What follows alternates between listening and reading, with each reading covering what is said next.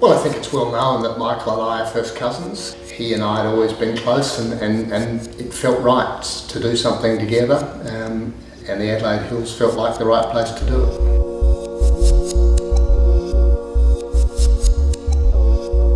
I was born and bred in the Barossa, and then in '86 I headed off to the UK to study my Master of Wine. It was a big deal for me, and when I came back, I didn't want to go back into the family business, so I set up Shaw & Smith with Martin.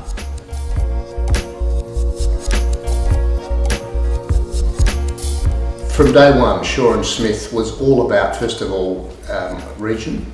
We made a decision very early that it would be Adelaide Hills and Adelaide Hills only.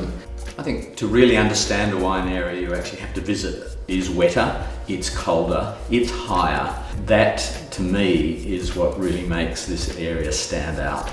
The wines are modern Australia. They've got nothing to do with the wines of the past.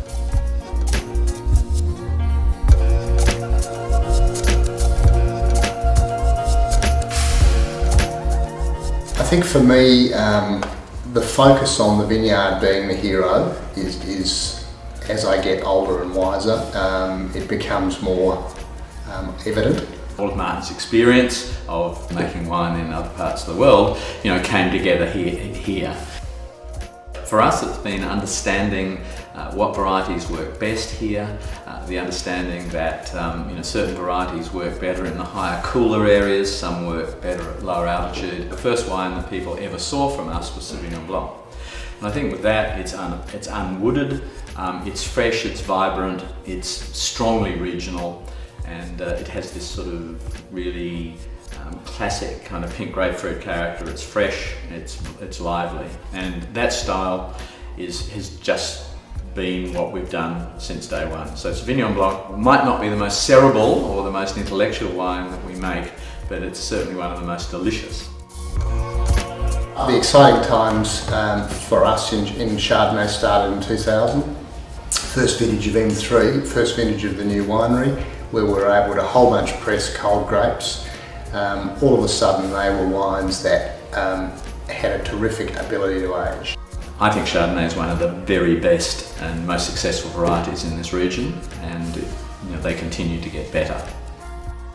Michael and I love drinking Pinot so much that we were really dedicated to have a crack and see what we could do with Pinot in the hills. We've got mature vineyards, we've got everything's hand-picked, we've got the sorting tables, we've got new red wine cellar, and I think suddenly we're seeing the quality of Pinot's really improved. So I'm a big Pinot fan. I love it.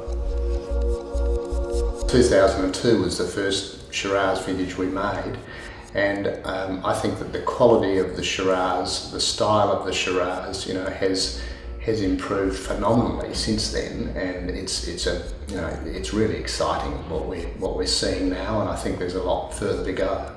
Shiraz in the Hills for us was the unexpected variety, and I think in terms of red wine, Shiraz is the standout variety in this area. One of the things that we're doing as Michael and I get older is we're introducing the best new talent we can, and so in the case of winemaking, Adam Wadowitz, who joined us in 2012, spends an awful lot of time in the vineyard, has a great feel for the interaction between the vineyard and what it will look like in the glass, and that's a pretty rare attribute. Education has always been really important to Shaw & Smith. Right from the start, we always ran masterclasses, workshops. Some years ago, David Lemire, Master of Wine, joined us, and David shares that same passion for education. When I joined, I'd known Michael particularly because I'd sold him a fair bit of wine and the MW connection, and I knew he had a pretty good taste in wine. I'd sold him some pretty good bottles over the years, back in my importing negotiants days.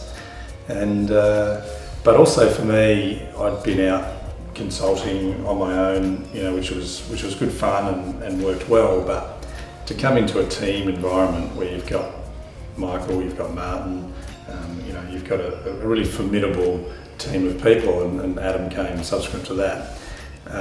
It's good, but it's also pretty bloody tough because you've got to be on your game.